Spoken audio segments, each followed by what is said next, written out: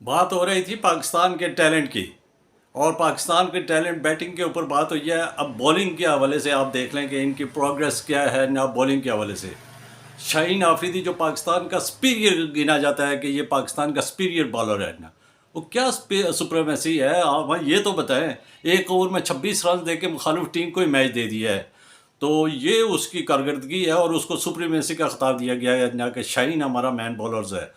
भाई अगर वहाँ पे अब्बास अफरीदी आपके सामने मौजूद था जिसने ऑस्ट्रेलिया में कारकर्दगी दिखाई थी, उसने बैटिंग में भी दिखाई थी और बॉलिंग में भी दिखाई थी, उसको आपने ना टीम में ना रखना चाहिए था।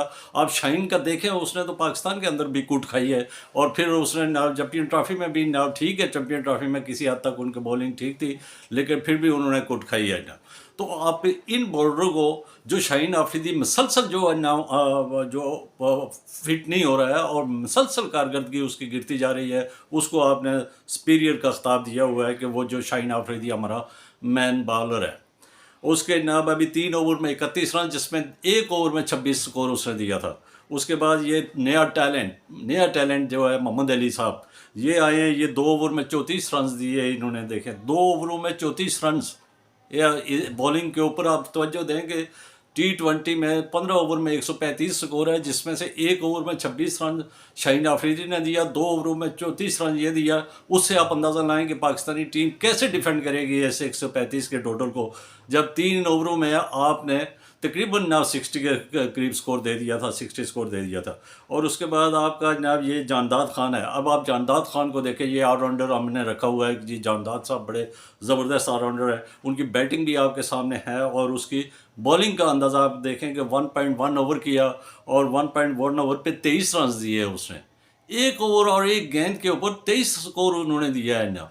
23 स्कोर इसका है, एक ओवर में 26 स्कोर शाहीन आफरीदी का है, 2 ओवरों में 34 रन अली का है। और आप ये देखें कि ये बॉलिंग हमारी किस हद तक जो दुनिया में मानी जाती थी, हमारी 80 और 90s की जो बॉलिंग थी, और दुनिया अगर कामती थी तो वो पाकिस्तान के जो 80s और 90s में, ये वेस्ट इंडीज़ के बाद अगर कोई, और 70 की जो थी, वेस्ट इंडीज़ के बाद अगर कोई ना टीम घबराती थी, किसी बॉलिंग का सामना करती थी, तो वो पाकिस्तान की बॉलिंग थी।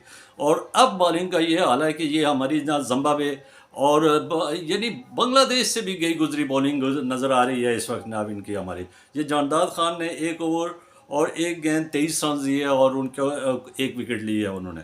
और ये हमारा एक और ऑलराउंडर जनाब, उन्होंने ऑलराउंडर जो है शादाब खान साहब वाइस कैप्टन है, और उसकी बैटिंग में कारकर्दगी आप देखें और बॉलिंग में उनकी देखें कि एक ओवर में 10 स्कोर दिया है ना।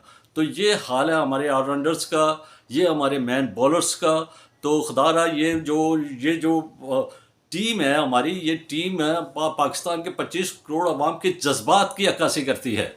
और इन जज्बात की कदर करें। ये लोग जो लीजेंडरी खिलाड़ी जो कुछ कह रहे हैं उनकी कदर करें। और पाकिस्तान के जो है ये अवाम जो इस वक्त जनाब कर रही है, उसके ऊपर भी तवज्जो दें कि ये अवाम आखिर चाहती क्या है जनाब, क्यों ये जनाब ये रिज़ल्ट देते देते जनाब ये, और इनकी कमज़ोरियों के ऊपर भी तवज्जो दें कि ये आखिर ये जनाब टीम अचानक इसको कैसे जनाब ये बिल्कुल ही डिग्रेड हो चुकी है। ना ये वनडे में ये कारकर्दगी इसकी है, ना ही इसकी जनाब T20 में इसकी कारकर्दगी है। तो ये सोचने का मुकाम है।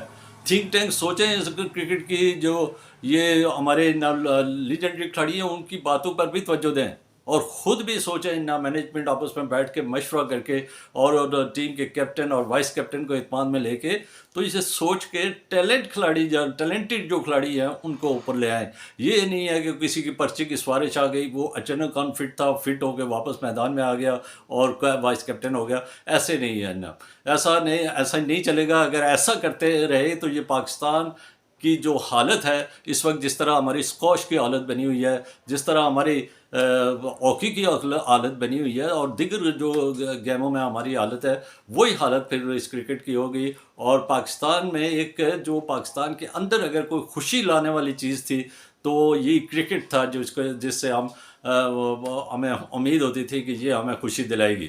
आज वो उम्मीदें भी ना हमारी ना जो है तो वो दम तोड़ रही हैं। तो इस तरह ये जो हमारे जो मैनेजमेंट है, मैनेजमेंट सिलेक्शन कमेटी, इनको इनके ऊपर फोकस करें। अगर हमारा मेन बॉलर ही अगर ना परफॉर्म नहीं कर रहा है तो अब्बास अफरीदी, आपके पास मुतबादल बॉलर्स हैं, उनको आजमाएं, उनको आजमाएं, उनको ना मैच में वो नॉमिनेट करके सेलेक्ट करके गए हुए हैं, वो उनको देखें वो किस तरह परफॉर्म कर रहे हैं, हो सकता है वो अच्छी परफॉर्म कर रहे हों। अब्बास अफरीदी ने ऑस्ट्रेलिया के दौरे में वो खेला है और उसने बैटिंग में भी और बॉलिंग में भी, दोनों शोबों में उन्होंने कारकर्दगी दिखाई है, और आपने उसको अभी तक बिल्कुल एक मैच भी नहीं खिलाया है। उम्मीद है कि आप इस जो आज का जो मेरा ये वीडियो है, इसकी वसादत से आप नेक्स्ट जो तीसरा मैच है उसमें आप इसको कंसिडर करेंगे और ये जो खामियां हमारी हैं इनको दूर करने की कोशिश करेंगे, और पाकिस्तान को जो है तो वो एक खुशखबरी देंगे तीसरे मैच में, एटलीस्ट हारें बेशक, लेकिन ये है कि मुकाबला करके 19-20 के दरमियान में जाके तो अगर वो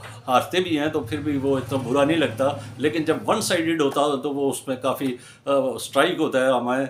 तो इसलिए आप इसके ऊपर तवज्जो दें और पाकिस्तानी टीम को जो है तो वो पाकिस्तानी टीम समझें, अपनी ज़ाती टीम ना समझें। ये 11 खिलाड़ी नहीं है, ये पाकिस्तान की नुमाइंदगी कर रहे हैं, पूरे 25 करोड़ अवाम की नुमाइंदगी कर रहे हैं। तो आपने 25 करोड़ अवाम को ख्वाहिशात को मद्देनज़र रखे हुए, मुल्क के टैलेंट को, मुल्क के वसीतर मफाद को मद्देनज़र रखते हुए टैलेंटेड खिलाड़ियों को जो है तो वो आप सेलेक्ट करें, और वो ताकि वो रिजल्ट दें और आने वाले वक्त में हमें खुशियाँ नसीब हों अगर आप इस तरह करते रहे।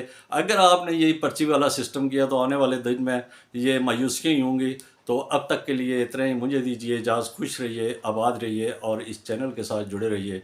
अल्लाह हाफिज़।